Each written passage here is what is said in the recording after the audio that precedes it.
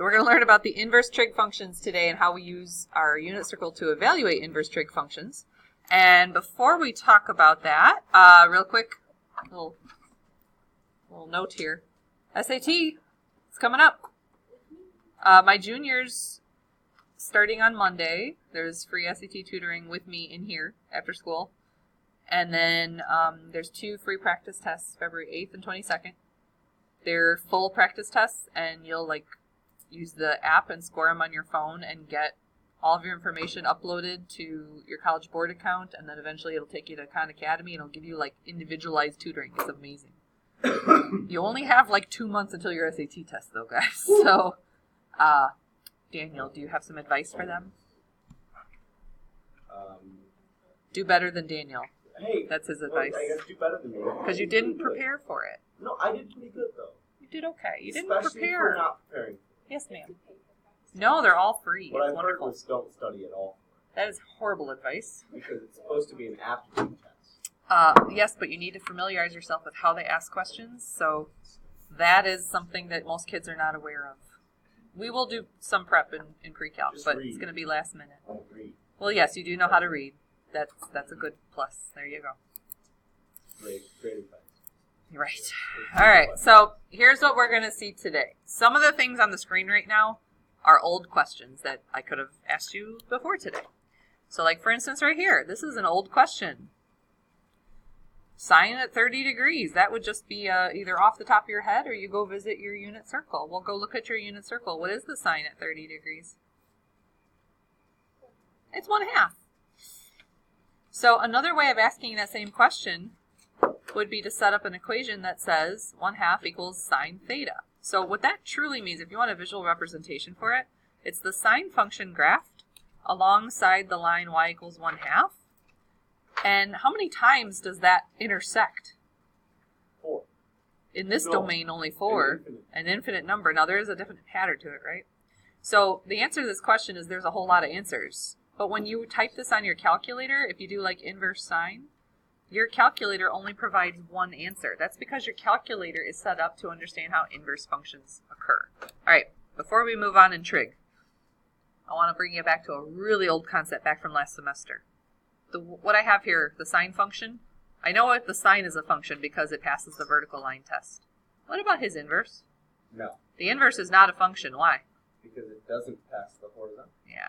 The original fails the horizontal line test, and therefore if we kept this entire domain, I would say he doesn't have an inverse function.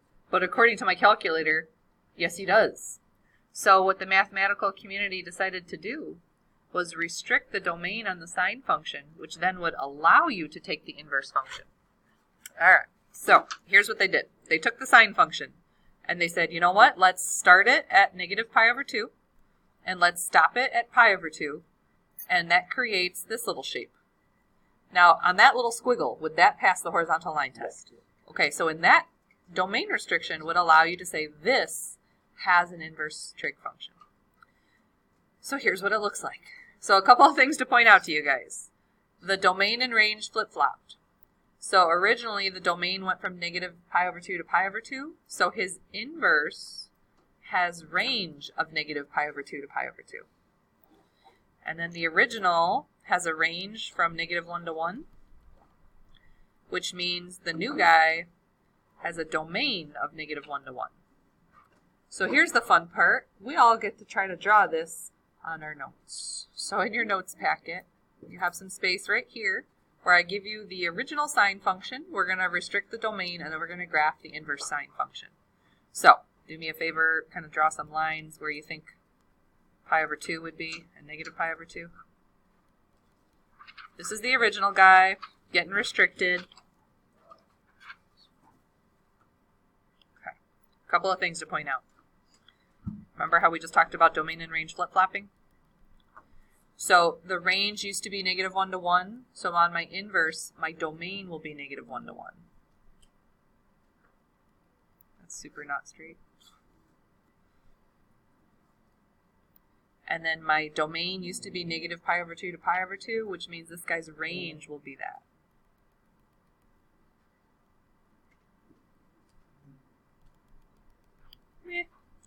I've done worse. Okay, So now, and this is the tricky part for me, see this weird squiggle?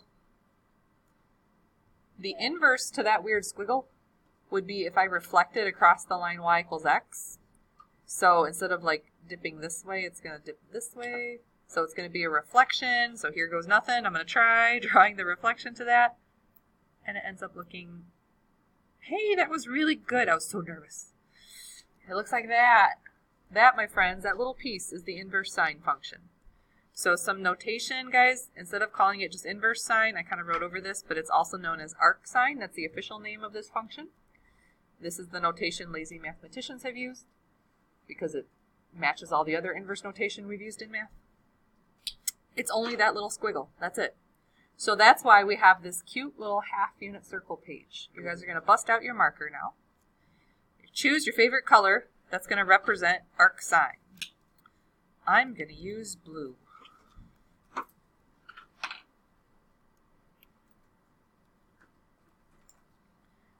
Now, you don't get to use this half sheet on your testing, but it's just for our help today. And I'm going to show you how it correlates with the information that you do get to use on testing. So what I need you to do is with your, where are we at? With your marker, color where arc sine is defined. So remember how they restricted it from negative pi over 2 to pi over 2? So that would be here to here. Oh, that was kind of straight.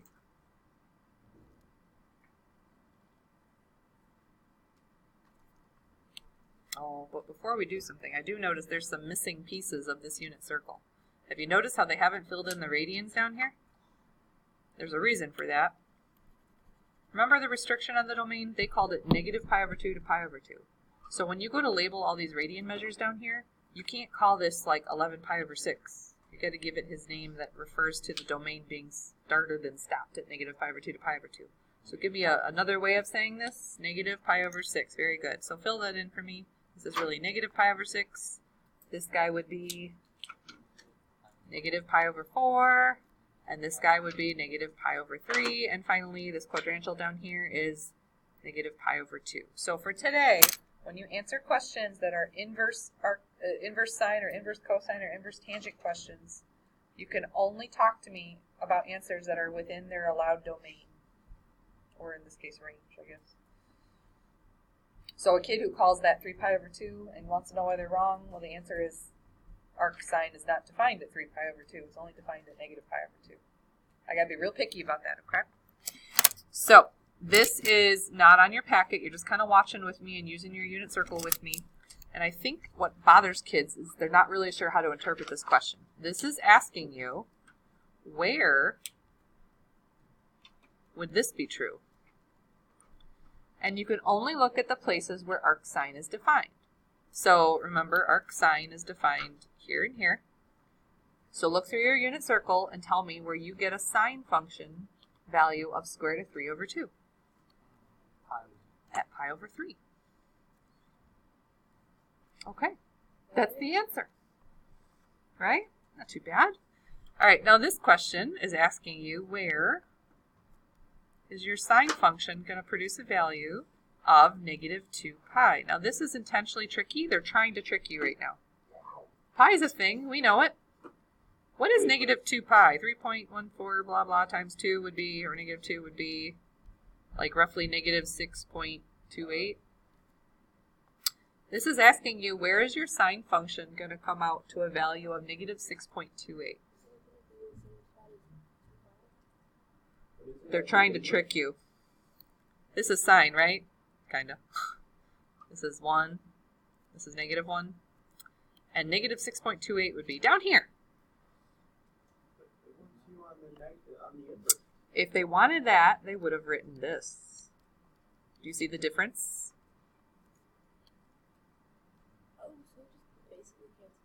No. This is not the same thing. He is not having a negative 1. Yes. So it's a completely different function. This is saying the sine at negative 2 pi, and this is saying where is the sine come out to a value of negative 2 pi? Where is arc sine negative 2 pi?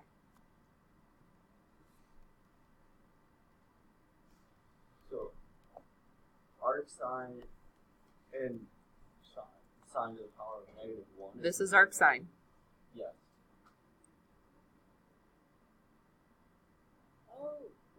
So you're going to reach negative 6.28, blah, blah, blah, blah, blah. No. Doesn't exist. This is why it gets confusing, okay? This is a trick question. The notation made all the difference. This does not say that. So that was the first issue way to get around. This is not possible. You can also write DNE for does not exist. That's usually what I write because I'm lazy and it's shorter. Can I add an O just right now? No. All right, arcsine, which is the same thing as inverse sine, okay? So this means this, whoops. This means the same thing if you're looking for notation, if that's what's freaking you out today, okay? So what this question is really asking is where is sine going to give you a value of -1? So only look at where arcsine is defined and tell me a radian value, and radian all day today, by the way, where sine comes out to -1. Mr. Daniel. -pi/2. Very nice naming as well. I was worried Daniel was going to tell me 3pi/2 and then I'd have to shut him down. No, I'm not that silly. You're not that silly? Well, a lot of kids are that silly, I guess, because that's usually what kids throw at me. Do you guys realize why Daniel had to call that -pi/2? He's only allowed to use values between -pi/2 to pi/2 for arcsine. Because, well, they had to restrict the domain on the original one to create the inverse, okay? Your only answers that you can produce for arcsine have to be between -pi/2 and pi/2. That's it. If it's outside of that area, it doesn't exist, okay? So that's why the -6.28 thing wasn't going to work. All right, so that's a hoot. So that was just arcsine. There's also arccosine and arctangent. Here we go. So arccosine, they had the same issue. He would fail the horizontal line test if we just let him be. So they had to restrict the domain, and mathematicians decided that a good place to restrict the domain would be from 0 to pi, because that would create a little squiggle that would definitely pass the horizontal line test. So what we're going to see now is that same domain and range flip-flopping. So we're all in for a treat when Mrs. Abruzzo tries to graph this. Here we go. So remember, they restricted it from, oh, for Pete's sake, from 0 to pi. The original range was -1 to 1. Here we go. Can't even draw straight axes. We're in trouble. Okay, so the range is now 0 to pi.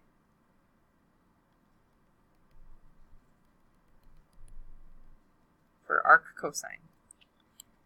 The domain is -1 to 1. I don't know why I wrote this so weird, but I did.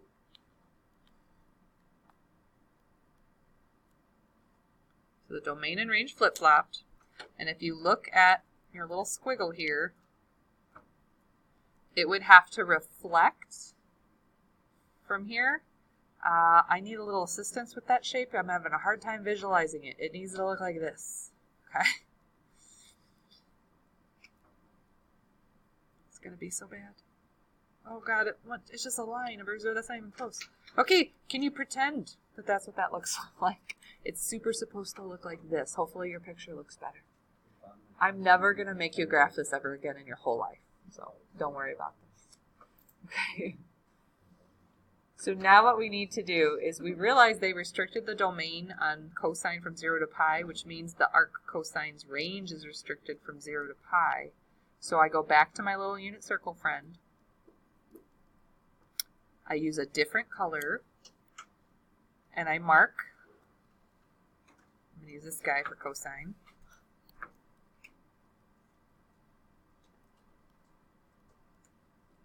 And I mark that he's only existing between 0 and pi.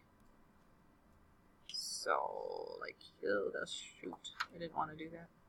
I forgot what happens when my markers bleed into each other. It makes a very pretty blue. Unfortunately, I don't want it there. Okay. So, cosine, when I'm working with inverse cosine or arccosine, I can only look at parts of the unit circle that go from 0 to pi. I have to keep that in mind.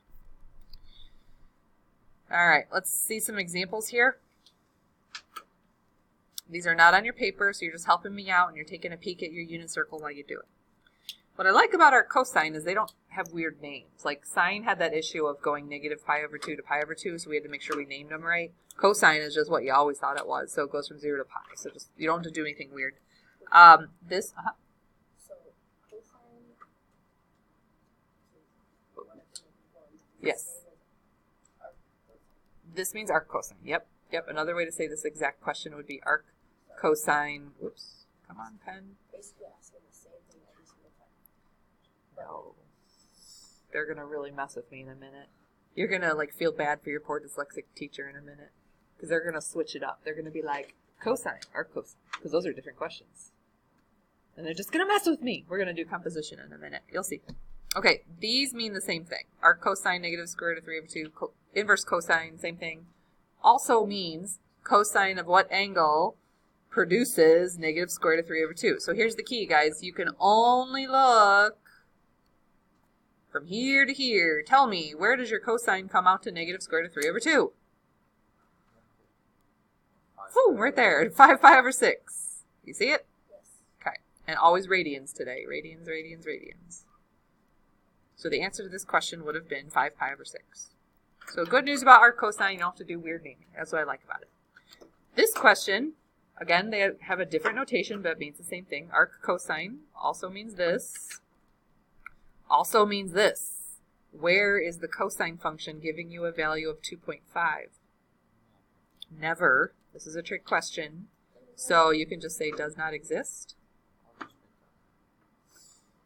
And then this next one, again, arc cosine.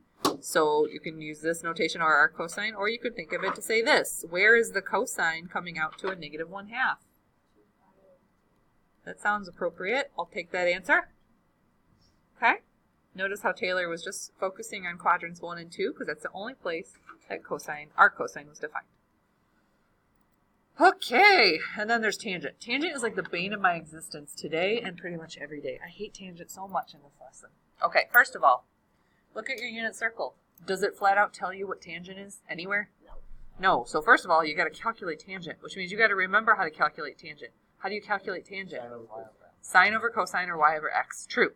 So if I was a nice human, I'd let you put a bunch of tangents on that. I'm not going to let you do that. Okay. Now you're better than me, so you probably will have it memorized by the end of the hour today.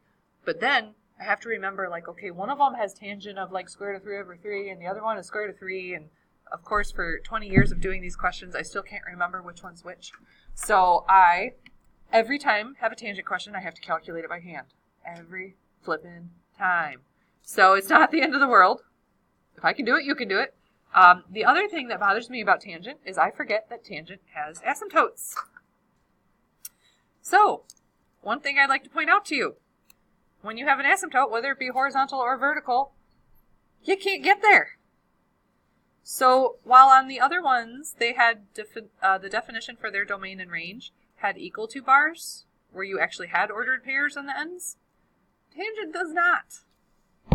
Tangent just goes on forever in the domain direction, but his range has an asymptotic behavior for the range, so it won't get there. This makes me so angry. Okay, so when they restricted tangent, they decided to this made sense to everybody, to go from negative pi over 2 to pi over 2, because that would just be a one wiggle of the tangent function. It passes the horizontal line test, and when you produce the inverse, it looks like this. So now let's all have fun creating that inverse function, and then we're going to have to highlight some things here so I don't get tricked later. Oh boy.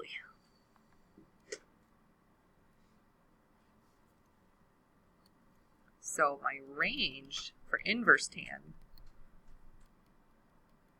is negative pi over 2 to pi over 2, but not inclusive.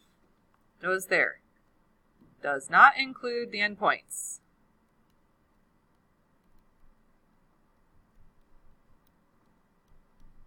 And there's a trick question coming up in our notes in a minute. It's number 13 on the back.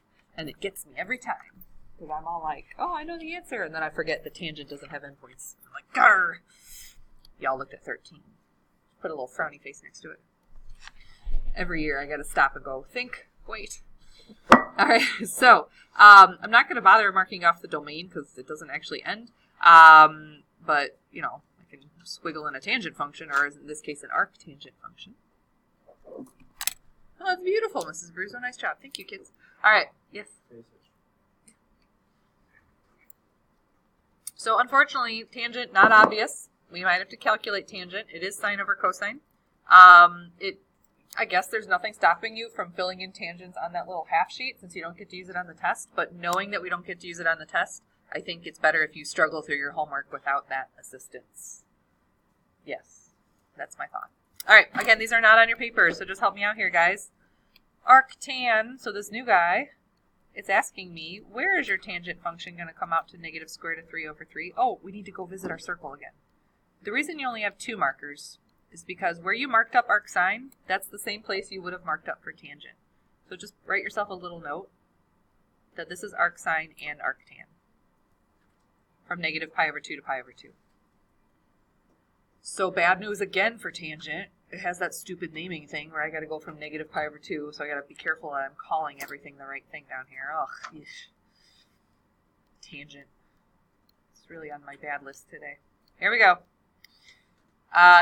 Can't see tangent on my unit circle. I have to do a little calculation. Y'all told me that it was sine over cosine. Whoops. I don't know what happened to my dot. Sine over cosine. So by the nature of the ratio, I can tell it's one of the funky square root of 3 over 2 1/2 guys. So it's either, hold on, come back. It's either, it was negative, wasn't it? Okay, so it's either this guy or this guy. And for the life of me, 20 years into it, I still cannot remember whether it's the pi over 6 or pi over 3 family. So every time I have this question, I have to calculate it. And I just start with the first one because I'm like, why not? So sine over cosine would be negative 1/2 and then times the reciprocal instead of dividing. And then looky there, we lucked out because that ratio would come out to negative 1 over square root of 3, which would rationalize to square root of 3 over negative square root of 3 over 3. So it turns out that I happened to guess the right one. Go me. That was totally coincidental. I already forgot what it was. It wasn't that. It was negative pi over 6, right? So we used that ordered pair, calculated it, and notice I called this negative pi over 6. Would I be correct if I called that 11 pi over 6? No, that would be wrong. So here, and this is the one that messes with kids because they're like, do they want me to take the tangent of 1? Tangent of negative 1 is what? Like, this is where it starts to get crazy because you got to think about what the question is asking. Every time I have an inverse one, I like to rewrite it like this, where I'm comfortable. Where is tangent function going to come out to negative 1? Now again, tangent is only in quadrants 1 and 4. You're only looking here and here. So if it's a negative tangent value, it's going to be down here. And I think about tangent ratio coming out to a 1, you would have to divide the same number by itself. So which family do you divide twins? The pi over 4 family, right? The square root of 2 over 2 divided by itself would be a 1. But in this case, because it's negative, it'll be a negative 1. So what do we call this angle? Negative pi over 4. Very good. Oh, how fun. All right, it's time for you all to practice. But before we practice, I want you to rest assured that on your test, you have enough information to help you through it if you get in a jam. So you don't get to use that little half unit circle, but most of this is on your green unit circle that you guys get to test with. So if you're like, oh snap, I can't remember whether arcsine is the negative pi over 2 to pi over 2 or 0 to pi, like you got them confused, it says it right here at the bottom of your formula sheet, okay? So it's not written in a nice little pretty color-coded unit circle notation, but the hope is you won't need it anyways, but it's there in case you need it. So flip to the back of worksheet, whatever we're on. It says 16, but I think that's a lie. It's 20.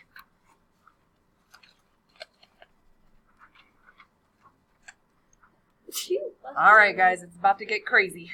We got to watch the notation. For instance, right away, arctan 0. A lot of kids are like, wait, do they want me to find the tan at 0? Or when tan is 0? And because it's an inverse, the question is, where or when is tangent equal to 0? On your notes, I suggest you write that statement down because it's going to get confusing in a minute when we start fluctuating between direct evaluation and inverse valuation. So again, I go, wah, it's tangent. I hate tangents because they don't outright give them to me on the unit circle. So I think about a tangent ratio coming out to a 0. I'm looking for the experience where your ratio is like a 0 over 1. Where would that occur in your unit circle? In only the places where tangent is defined. Arctangent is defined. It'll be 0. I think it's 0. Because remember the ordered pair is cosine sine. So you would have to have this ordered pair. Okay. So at 0 radians is the answer. You don't have to label it. I'm assuming you're in radians when you answer these. But I'm writing radians on it because there's a lot of zeros in that question. That's very confusing.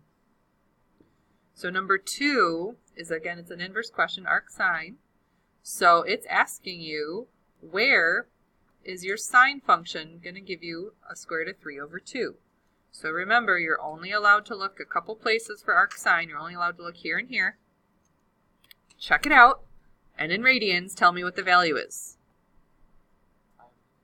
Pi over 3. Okay. So do you get the sense how it's opposite of what we had been doing in earlier lessons? Earlier lessons, I'd be like, hey, what's the sine at pi over 3? And you'd be like, square root of 3 over 2. This is the opposite of that. So this is where my brain starts to melt. Yeah, here we go. Next one, cosine, inverse cosine, excuse me. So it's asking me, where is your cosine going to come out to square root of 2 over 2? And you got to remind yourself where cosine is defined. Cosine is only defined, arc cosine is only defined here and here. So where is that? All right, I like that, pi over 4. And we already did this one, but it was one you didn't write down yet, so you might want to write down this one. Where is your tangent function going to come out to a -1? So remember where tangent is located. Arctan is here to here. And I think about dividing sine over cosine has to be the same number, but you need to give me the -1, so be careful naming this, please. Negative pi over 4. Thank you, Adam. Had Adam gone crazy and told me 7 pi over 4, I'd have to come through and mark that wrong. Meanie. All right, so far so good? Okay. We're going to hop around a little bit. Let's do number 6. So again, it's arc sine. So it's asking me, where is your sine function going to come out to a -1/2? And we're going to remind ourselves that arc sine is only defined here to here. So good job on the naming, kiddo. He says negative pi over 6. He had to be down in this quadrant for it to be a negative value. And he named it properly. Kudos to you. And then, can y'all put a little mark next to number 7? It says, I wish Daniel was in here. Daniel, if you're watching this video later, this is what you just asked me about. This is an old question. What do you notice is not on this question? It doesn't say the word arc, and it doesn't have the inverse notation. This is a question that belongs on like last test. It's saying, what is the tangent at -3 pi over 2? So, over 2. I have to either deal with -3 pi over 2 as a radian measure, or I gotta find a coterminal. Either way, you end up here, right? And this ordered pair is 0, 1.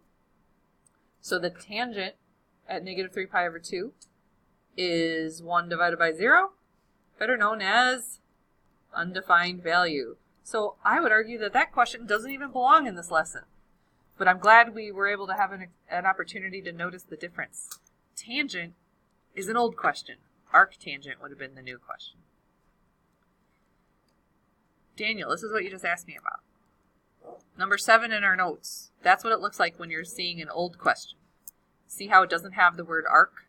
Or it doesn't have the inverse notation? So that's like a question from last test. And they're going to throw those in intermittently in the next part of the notes. So we got to watch out. It just says, what is the tangent at -3 pi over 2? So you figure out where -3 pi over 2 is, and you go, boom, what's tangent? Okay, so that's like last week's question. So now look at number 8. This is the new question, right? This now says arctan. So this is asking me, where would you get a tangent value of -3 over 3? Didn't we just do this one? Isn't this the pi over 6 family? And I could double check it, but I'm pretty sure the answer is -pi over 6. Because remember, well, you have to calculate it, right? So arctan only being defined here and here, If you needed a negative value, that means you got to be down here. And what I do is I figure out tangent being sine over cosine.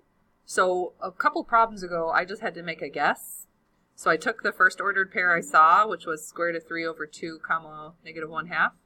And if you were to divide sine divided by cosine, you would get, these would cancel. You'd get negative 1 over square root of 3, and then you'd rationalize it. Isn't arctangent though from 0 to 5? That's cosine. Arctangent is negative pi over 2 to pi over 2.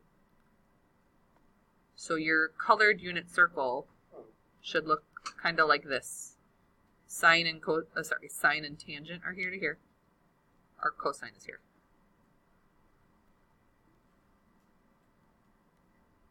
Okay. Do you need to adjust your circle? So this is sine and tangent. Okay. All right. These are going to get kind of boring. Look at number 10 for a minute. It's asking you, where is your sine function going to produce a negative 2? It's not. So you can just write does not exist. No. That works for me. Just write no, sure. All right. Now, this is where kids are going to start thinking I'm a liar. So I'm going to say things and I'm like, oh, it's not as easy as you think. And we're going to do like 5 problems in a row where you're like, no, it's totally as easy as I think. And then I'm going to eventually show you one where I'm like, see?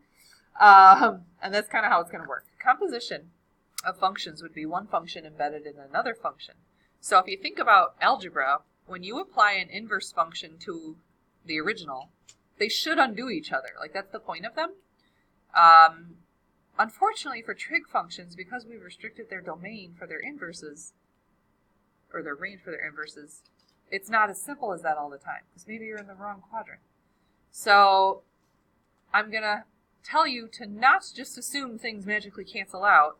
And the other thing I have to remind you guys about is that while sine and cosine are defined on the endpoints, do you remember that tangent is not? The bane of my existent tangent does not have endpoints, has asymptotes at the end. So we got to remember that. There's a trick question coming up. This chart, if you are a super memorizer and you want to memorize this, go ahead. There is no chance I'm going to memorize this, so I just never look at this chart ever again. All right, here we go. This is what composition looks like. Function within a function. Now, first thing I notice, they are mixing up direct evaluation with inverse functions. Do you see it? There's a sine followed by an inverse sine. Now, my algebra instinct tells me these are just going to cancel each other, and magically the answer is negative 3/4. Turns out that is exactly what the answer is. But not always. So I'm going to show you how you still have to investigate this question. So you start on the inside, and you say, self, where is the sine a ratio of negative 3/4? And then I go, well, that's not a unit circle thing. Wah, wah. But that's okay. We can draw that. So arc sine is only defined here and here. If it's a negative ratio, which quadrant does it have to be in? Okay, so I'll draw myself a little triangle. If the ratio is negative 3/4 for sine, isn't that my triangle?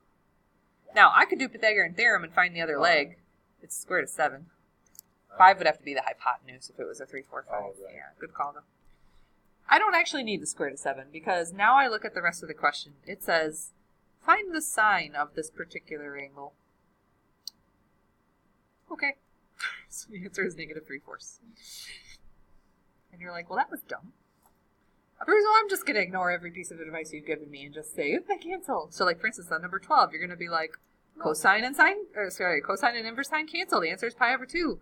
And you know what? You're going to be right. The answer is pi/2. But let's still go through it and talk about why. Now, careful. Careful, careful, careful. Start on the inside. Is this an old question or a new question? This is an old question. It's saying, what is the cosine at pi/2? So go to your unit circle. What is the cosine at pi/2? Okay. So now the question says, where is the cosine 0? Now remember, arc cosine is only defined here over here. So cosine is 0 at pi/2. And then you're like, Abruzzo, you lie. They just cancel. Don't worry, children. There'll be a moment in a minute where they don't just cancel. And I will prove my point. 13, bane of my existence. Oh, I hate number 13 so much. Okay. First of all, it's tangent, and it's inverse tangent, and it's 3 pi over 2, which I can already tell is an issue. So the kid who thinks they cancel, and they tell me the answer is 3 pi over 2, right away I know that kid's wrong, because where is arctan defined? Not at 3 pi over 2. So right, if that's the kid's answer, oh, wrong. Okay, so now let's talk about this. And I can't even call it negative pi over 2. We'll see why in a minute. Start on the inside. What is the tangent at 3 pi over 2? That's an old question directly off the unit circle. The tangent at 3 pi over 2 would be undefined. All right? So then it would want you to apply a function, an inverse function, to an undefined value. You can't. So you're going to write not possible. Okay? You cannot do this question. Now let's think about something for a moment. Do you remember how tangent had asymptotes? So 3 pi over 2, also known as negative pi over 2, would have been an okay answer, negative pi over 2, if it was arcsine or if it was arcsine. But it's not okay for tangent. Tangent is not defined on the endpoints. It has asymptotes. I hate you, tangent. Let's move on. All right, number 14. This one is not, they're not matching functions. It's inverse sine applied to a cosine. So you still start on the inside. Is this an old question or a new question? That's an old question, straight off the old unit circle. What is the cosine value at pi over 6? Square root of 3 over 2. So now the question says, when is your sine going to come out to a value of square root of 3 over 2? And remember, arcsine is only defined here and here. I heard pi over 3, thank you. It is a puzzle. A dyslexic nightmare is what it is. You can imagine your poor teacher trying to make up questions to this going, does this make sense? Oh gosh. And then I have to stop and think a lot. Ooh, these get fun. Okay. Can we skip ahead to number 20, please? Yeah.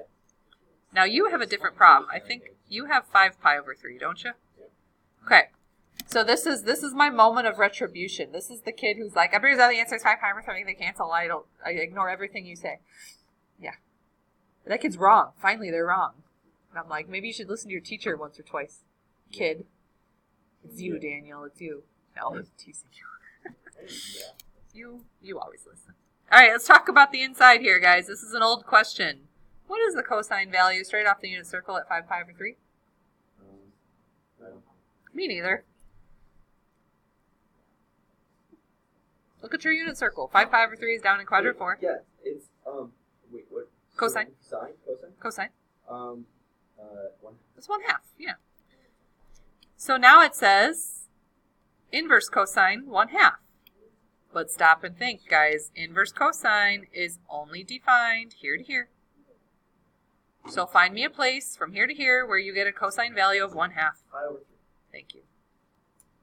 And that is basically what that horrible chart said earlier in the notes. It said, if you have a radian value that isn't in its defined domain, then you're supposed to go find his cousin in the proper quadrant.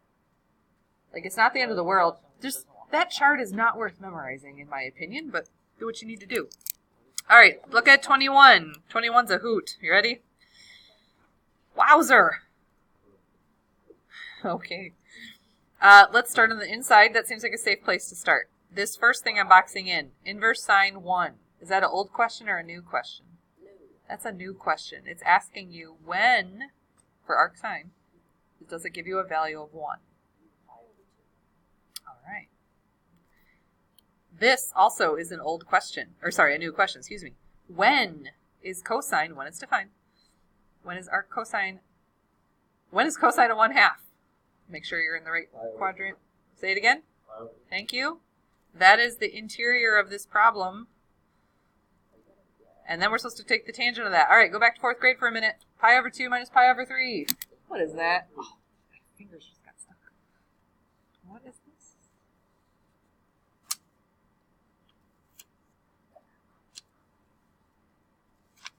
That's nice. Thank you, Mrs. Hoffbauer. Why is this in yellow paper? Someone gets a gold review.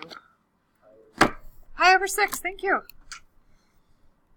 So now this is an old question. It says, what is the tangent value at pi over 6? And you know how I feel about tangent today. All right, go find your ordered pair at pi over 6.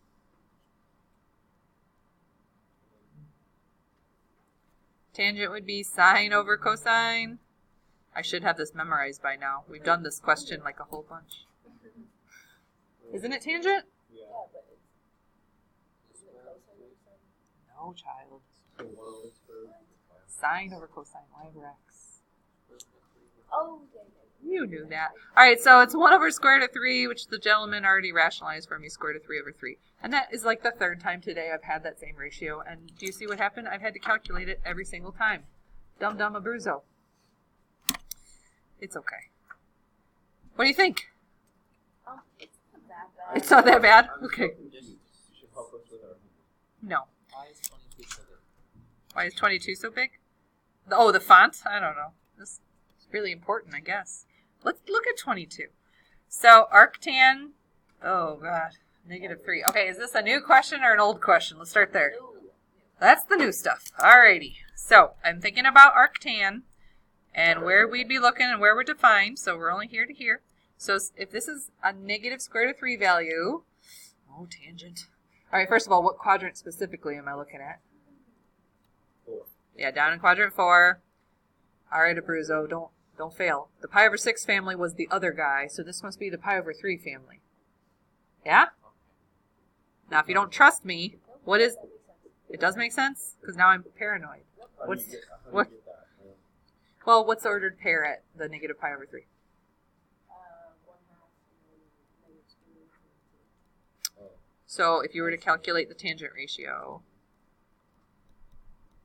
Yeah, okay. So, what do I call this angle again today?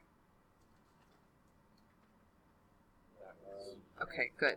So when is tangent coming out to negative square root of 3? That is at negative pi over 3. So this question really says, give me the sine value at negative pi over 3. That's an old question. Directly off your unit circle, what is your sine value? How wonderful is that? Quit. Okay. So your homework. How far is the sweetest human ever? She went up. This is not the right assignment, by the way. She put the right assignment. It's on worksheet 19B. Can someone tell me what is changed here, though? Oops, not that. It's only 35 and 36 right here. Is it something else here crossed off? And 41? Add 41. Oh, man. Right? I don't know. No. Oh, not that's circled, tomorrow. that's just highlighted. Oh, okay. So it is all those. Okay. Now, right away, Adam was whining. He was like, oh, this is so long. But you saw how long some of those questions took you. Like seconds. Okay. Now, I want you to deviate away from your normal teenage behavior. I know what some of you are thinking. You're going, hey, there's no work on these. I'm very excited to just copy the answer key at the last minute to make my mommy happy or whatever. Don't do that. These are not worth copying the answer key over. You really got to practice these. These are not easy. I know you guys think it's easy, but I disagree. And this is necessary for our work continuing on. So tomorrow I'm going to check for this completion, please.